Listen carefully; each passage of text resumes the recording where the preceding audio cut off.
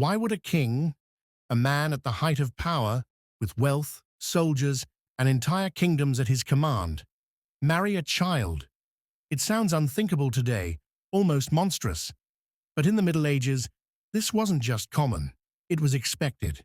Girls as young as 9, 10, or 12 were wed to kings decades older than them. To us, it's shocking. To them, it was politics, power, and dynasty survival. Tonight, we peel back the layers of medieval life and uncover the unsettling truth of why kings married children. In our modern minds, marriage is linked to romance, attraction, and choice. But in the Middle Ages, love had nothing to do with it. A royal marriage was essentially a political contract. Kings didn't marry children because they were attracted to them, but because young brides were seen as valuable dynastic assets. By marrying a girl as soon as she reached puberty, or sometimes even before, noble families could forge alliances that would last decades. The earlier the marriage, the longer the alliance. One chilling example comes from Isabella of Valois, who married England's King Richard II at the age of just 6. To Richard, this wasn't about love. It was a truce, a peace treaty between England and France. One reason kings sought child brides was because youth meant malleability. A young queen could be shaped, molded, and controlled by her husband, or more often, by the king's advisors and courtiers. Older brides, perhaps widows or women in their 20s, often brought opinions, experience, and sometimes even rival political loyalties. A child bride, however, had none of these, and therefore presented no political threat. When Joan of Navarre was married to Henry IV of England, she was praised not for her wisdom, but for her obedience. The less a queen interfered, the better. Medieval kings lived in a constant state of paranoia. Their survival, their legacy, their very throne depended on producing an heir, preferably a son. A young bride was seen as the ultimate solution.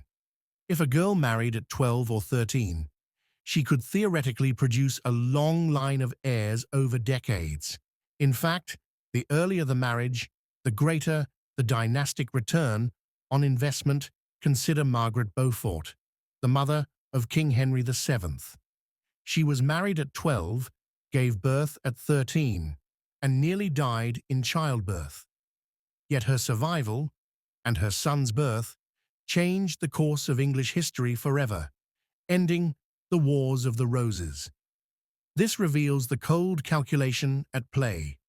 A child's body was a vessel for the survival of kingdoms. Medieval Europe was a patchwork of rival kingdoms: England, France, Spain, the Holy Roman Empire, all locked in a constant chess match of diplomacy. And in that game, child brides were pawns. When Ferdinand of Aragon and Isabella of Castile married in the late 15th century, they weren't just a couple, they were the uniting force that created modern Spain. Their daughter Catherine of Aragon was betrothed as a teenager to England's Prince Arthur. When Arthur died, she was married off again to his brother, Henry VIII. Catherine was little more than a bargaining chip, her future dictated by treaties inked long before she had a say. Today, the idea of child marriage raises moral outrage. But in the Middle Ages, the Church, the moral authority of Christendom, not only permitted it, but legitimized it. Canon law allowed girls to marry at 12 and boys at 14. And while consummation was sometimes delayed, the expectation was clear. The union was binding, regardless of age. Popes themselves arranged marriages for child brides. For example, in the 15th century, Pope Innocent VIII arranged for his own illegitimate son to marry at just 13. The Church cloaked these unions in religious ritual, giving divine blessing to what was, in reality, political exploitation. For the child brides themselves, life was anything but fairy tale. Many died in childbirth. their bodies too young to endure pregnancy. Others were widowed before they turned 15, married off again to new husbands like livestock traded at market. Even queens who survived faced lives of isolation and fear. They were paraded as symbols of peace, but lived as prisoners of politics. Margaret Beaufort's story again shows this tragedy. Her forced marriage nearly killed her, and she spent the rest of her life deeply religious, scarred by the experience of being a child bride. So why did kings marry children? Because the survival of dynasties demanded it, because political alliances depended on it, and because the church allowed it. But behind every grand marriage ceremony was a child whose life had been stolen. And this is only the beginning. In the second half of our story, we'll uncover the most shocking cases of all. Marriages so extreme they nearly brought down kingdoms, and the rare child brides who rose from pawns to power players. Let's now explore some of the most shocking examples that history has preserved. One of the most notorious was Anne of Brittany.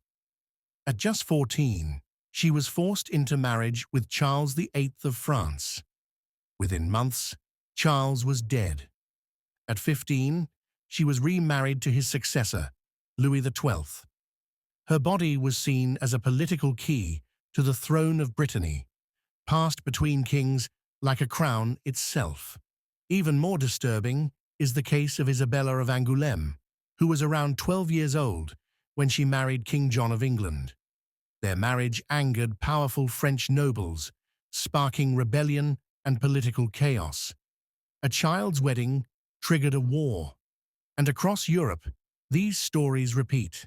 Girls thrust into dynasties not because of who they were, but because of what they represented. It would be wrong to think every child bride was erased by history. A handful not only survived, but reshaped the kingdoms they were forced into. Take Eleanor of Aquitaine.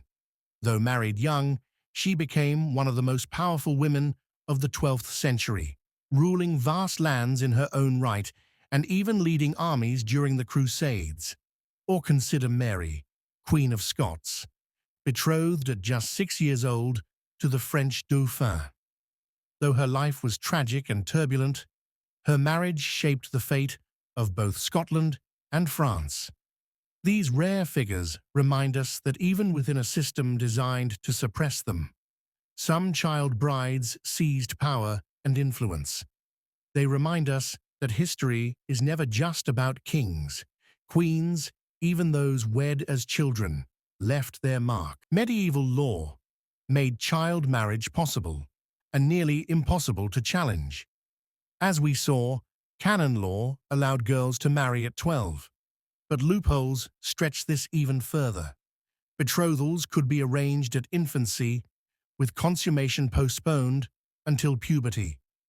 This meant a king could secure his bride long before she even understood what marriage meant. Kings were effectively claiming dynastic property years in advance, ensuring no rival family could interfere. It wasn't until centuries later, long after the Middle Ages, that governments began to raise the age of consent, slowly dismantling the legal framework that had legitimized these unions. Child marriages weren't only about heirs and alliances, they were also about fortune. When a king married a young bride, he often gained a massive dowry: gold, land, castles, and soldiers. The younger the bride, the larger the dowry negotiations could become, since her entire inheritance was tied to the marriage. For example, when Joanna of Naples was married off, her dowry was so immense it reshaped the balance of power in Italy. She was barely a teenager, yet her marriage altered the course of kingdoms. In this way, medieval marriage was less a love story and more an economic transaction, one where a child's body was collateral. Sometimes, instead of cementing power, child marriages led to disaster. Consider Edward II of England. He married Isabella of France when she was just 12. Their marriage collapsed into hatred, rebellion, and eventually Edward's gruesome death, allegedly murdered with a red-hot poker. Isabella, the child bride turned queen, helped orchestrate his downfall. Or think of Charles VI of France, who married the 14-year-old Isabeau of Bavaria. Charles later descended into madness, leaving his young wife in a perilous position as rival factions tore France apart. Far from stabilizing kingdoms, these marriages sometimes lit the very fires of war. To truly understand why kings married children, we must step outside our modern perspective. In the medieval world, childhood as we know it barely existed. By the age of 12, most peasant children were already working in the fields. Life expectancy was short. Puberty marked adulthood. And for kings, every decision was a matter of survival. It doesn't excuse what happened, but it explains why it was seen as acceptable, even logical. In their eyes, marrying young wasn't cruel. It was practical. So why did kings marry children? Because politics demanded it, because the church blessed it, because wealth rewarded it, and because dynasties relied on it. But behind the gilded crowns and royal titles were children, girls whose lives were dictated before they even knew what marriage meant. Some became pawns, others became queens, and a few became legends. History often celebrates kings for their conquests and crowns. But perhaps the truest story of medieval marriage lies not in the kings, but in the forgotten children who bore the cost of their ambition. If you found this glimpse into the hidden truths of medieval royalty eye-opening, make sure to like this video, subscribe, and turn on notifications, because we'll continue to uncover the dark, surprising, and untold stories that history tried to bury.